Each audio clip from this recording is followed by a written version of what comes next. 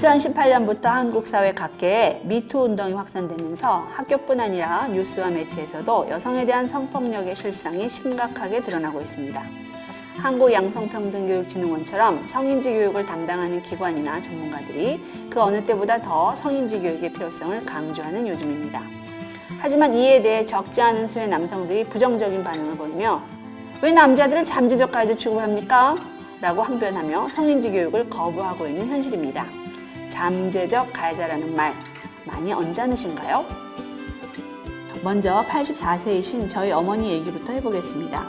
5년 전 어머니는 집안일에 가사도우미의 도움을 받기로 결정하셨고 제 친구의 도움으로 성실한 중국 교포 한 분을 소개받았습니다. 그런데 문제가 생겼습니다. 제가 어머니에게 교포 여성이 어떠냐고 묻자 어머니가 야 다른 사람 소개시켜줘 하시는 거예요. 깜짝 놀라 이유를 여쭸더니 그 아줌마는 나를 어떤 사람으로 봤는지 일도 시작하기 전에 대뜸 일당을 먼저 달라고 그러더라. 내가 어딜 봐서 일당 떼어먹게 생겼니? 일당을 먼저 주긴 했는데 아우 기분 정말 나쁘더라. 야 다른 사람 소개시켜줘 라고 말씀하시는 거예요. 어머니는 당신을 돈 떼어먹을 나쁜 사람으로 인식한 교포 여성에게 기분이 상하셨나 봅니다. 그야말로 잠재적 가해자 취급을 받았으니 그럴 수 있죠. 하지만 저는 어머니께 제가 미리 들어 알고 있었던 사실을 말씀드렸어요. 엄마, 지금까지 그 아주머니가 종일 일하고도 일당을 제대로 받지 못한 경우가 아주 많았대요. 일을 다 하면 일당을 깎자고 하는 사람도 있었고 현금 대신 음식이나 물건으로 주려고 하는 사람도 있었대요. 그런 일이 반복되니까 일을 시작하기 전에 이 아주머니가 일당을 미리 받기로 했던 거예요. 어머니는 그것 때문에 기분이 나쁘셨을 수도 있지만 그 아주머니에겐 생계가 달린 문제잖아요. 어머니를 의심하며 일당을 먼저 달라고 해야 그 아주머니의 삶이 온전하게 유지될 확률이 높았으니까요. 어머니의 기분과 그 아주머니의 생존 중에서 어떤 게 더 중요한 일이에요? 저임금 외국인 노동자에게 어떤 한국 사람들은 욕설을 퍼붓고 무시하고 임금을 떼어먹을지도 모르는 잠재적 가해자로 여겨지고 있습니다. 어쩌면 그것은 당연합니다. 어머니를 잠재적 가해자로 인식해야 자신의 일당을 잃어보지 않을 확률, 즉 생존 확률이 높아지는 것처럼 말이죠. 저는 어머니께 이런 말씀을 드렸어요. 어머니 그 아주머니의 의심이 기분 나쁘시면 어머니가 나는 그런 나쁜 사람이 아니다 라고 증명하시면 돼요. 과거 피해 경험 때문에 타인을 어쩔 수 없이 잠재적 가해자로 인식하는 사람들에게 기분이 나쁘다고 화만 낼 게 아니라 나는 믿어도 되는 사람입니다 라는 것을 보여주려는 노력, 그것을 저는 시민적 의무라고 학생들에게 가르치고 있어요. 그러자 어머니께서 시민적 의무? 그건 어떻게 해야 하는 건데? 라고 물으시더라고요. 그 아주머니 입장에서 한번 생각해 보세요. 일주일에 한 번 일당을 드리지 말고 월급처럼 한꺼번에 먼저 드려보세요.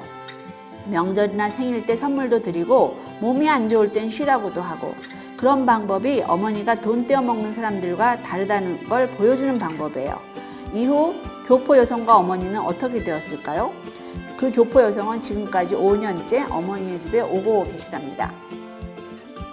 다시 성인지 교육 이야기로 돌아와 보겠습니다. 한국 여성들은 아빠 빼고 남자는 다 늑대고 도둑놈이야 라는 소리를 주로 아버지, 즉 남성에게서 듣고 자랍니다. 그런데 사회에 나와서 남성을 늑대나 도둑처럼 의심하면 잠재적 가해자 취급한다면서 화를 냅니다. 그런데 또 남사친, 남자 선배, 남자 상사를 의심하지 않고 따라 나섰다가 성폭력을 당하면 그러니까 네가 조심했었어야지. 지가 지발로 따라 나갔네. 뭐 자기도 좋아했던 거 아니야? 꽃뱀 아니야? 라며 피해 여성을 비난합니다. 의심하면 잠재적 가해자 취급을 하냐며 화를 내고 의심하지 않으면 스스로 성폭력을 자초한 남성을 공경에 빠뜨리는 꽃뱀이라며 비난하죠. 그러므로 여성들은 남성들을 의심하고 경계할 수밖에 없는 경험들을 갖게 됩니다. 그 의심과 경계가 여성의 생존 확률을 높이니까요. 이럴 때 남성들은 그 의심을 기분 나빠하기보다 자신은 나쁜 남성들과는 다른 사람임을 증명하며 노력할 수 있다고 생각합니다. 교포 여성과 공존하고자 했던 어머니의 노력처럼 말이죠. 양평원은 이러한 노력을 시민적 의무라고 정의합니다.